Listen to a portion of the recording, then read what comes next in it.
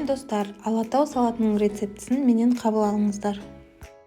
Өзіңізге ұнаған кез келген шұжықтың түрін пайдалансаңыздар болады. Шұжықтарымызды дәл осы видеодағыдай етіп турап аламыз. Менде үлкен бір дана қызанақ, қаласаңыздар черри помидорын пайдалансаңыздар да болады. Оны да осылай видеодағыдай етіп турап аламыз.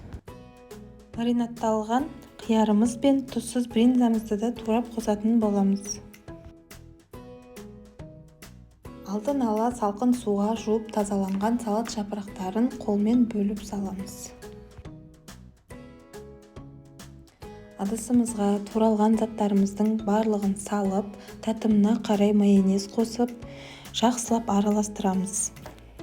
Қалауыңызша аскөк және горчица қосып пайдалансаңыздар да болады.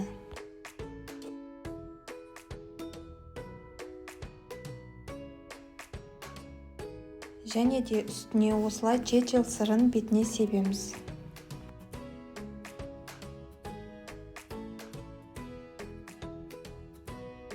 Ал мінекей біздің Алатау салатымыз да дайын. Тез әрі оңай дайындалатын тойымды салат.